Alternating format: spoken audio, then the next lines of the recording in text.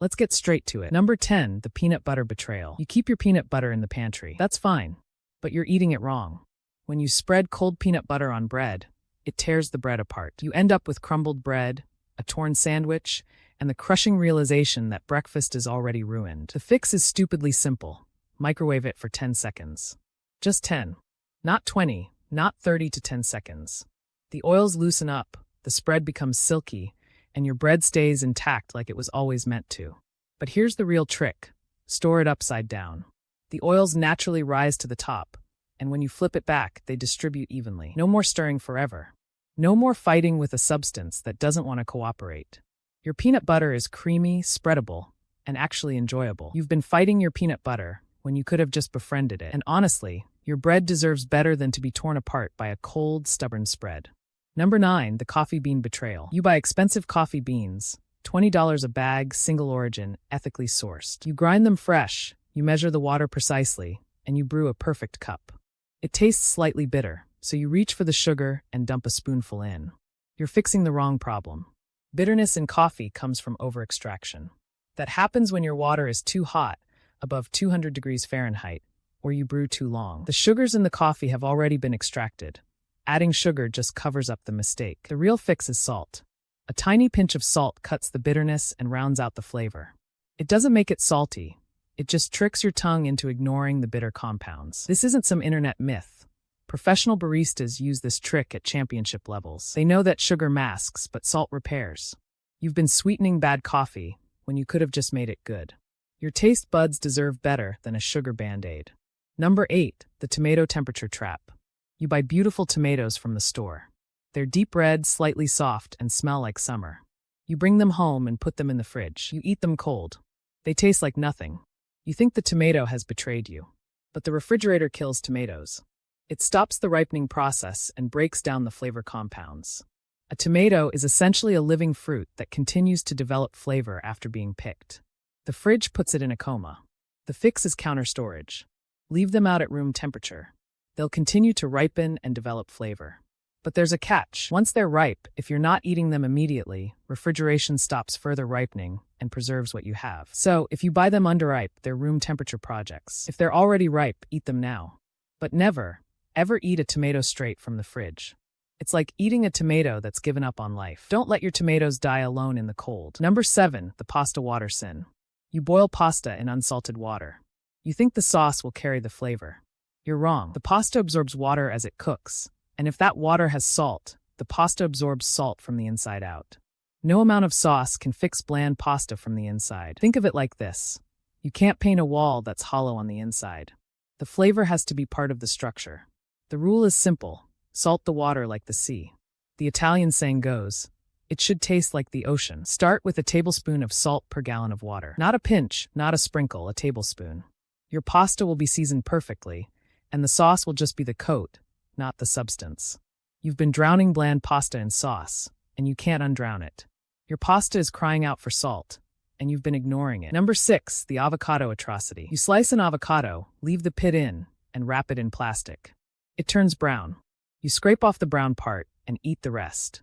You think it's just oxidation. It is, but the brown part isn't just ugly. It's also nutrient loss. The fix is lemon juice and airtight storage. But the real secret is to store it with a cut onion.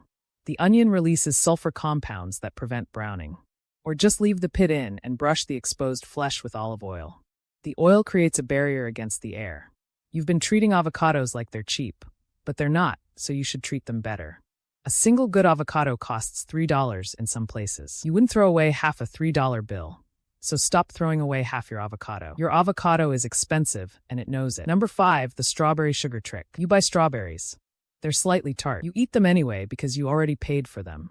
You're cheating yourself. Strawberries release their sugars only when they're at room temperature. The fix is to slice them, toss them with a tiny sprinkle of sugar, and let them sit for 10 minutes. The sugar draws out the juices and creates a syrup. The strawberries will taste sweeter and more intense. This is called maceration. It's not adding sugar to make it sweet. It's unlocking the sweetness already inside. You've been eating strawberries that were holding back. They were never the problem. You were just too impatient. Let them sit, let them breathe, and they'll reward you.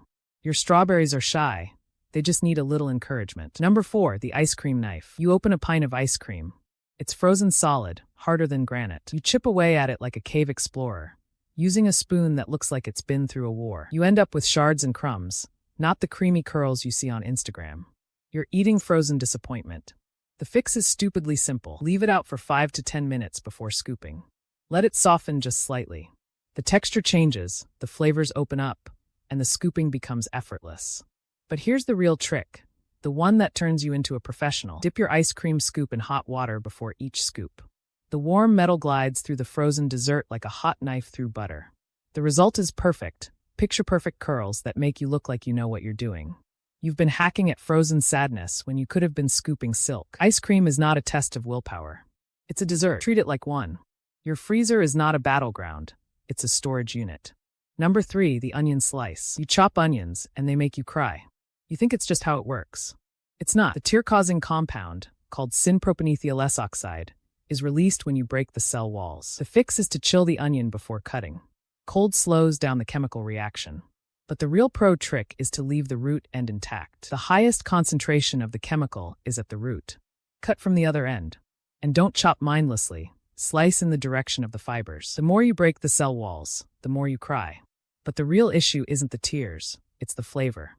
When you chop an onion aggressively, you're releasing bitter compounds that change the taste. A gentle slice preserves the sweetness. You've been attacking onions like an enemy when they just need a different approach. Your tears are not a requirement. They're a warning that you're doing it wrong. Chill the onion, respect the root, and slice with purpose. Your eyes and your food will thank you. Number 2, the banana break. You peel a banana from the stem. You snap it, squish the top, and then struggle to remove the stringy bits. You end up with a bruised banana and a mess on your hands. The fix is to peel it from the bottom. Pinch the bottom tip, and it splits cleanly, leaving no strings. That's how monkeys do it. They know. They've been doing it for millions of years. The stem is a handle for carrying, not a tab for opening. Flip it over and let the banana open itself. It's simpler, cleaner, and honestly the way nature intended. You've been opening bananas wrong for your entire life. Think about it. Every banana you've ever eaten was preceded by a fight with the top that you lost. That bruise at the top, that was your doing. You're smarter than a monkey. You just didn't bother to check how they do it. Flip it, pinch it, peel it. Your bananas will be happier, and so will you. Number 1, the bread revival. You buy fresh bread. It goes stale. You throw it out. You can't fix stale bread, right? Wrong. The fix is water and heat. Run the stale bread under water for a few seconds. Just a quick pass, not a soak. Then put it in the oven at 350 degrees Fahrenheit for 5 to 10 minutes. The steam rehydrates the starch, and it comes out like fresh-baked bread. The crust becomes crispy, the inside soft and warm. The same trick works for stale bagels, croissants, and even old pizza. For bread that's gone dry but isn't moldy, a simple damp paper towel wrapped around it and microwaved for 15 seconds works wonders. You've been throwing away bread that was just waiting for a second chance. That crusty, sad baguette isn't dead. It's just dormant. Water and heat bring it back to life. Your trash can doesn't need more bread. Your mouth does. That's it for this video. More on the way. Subscribe to catch them.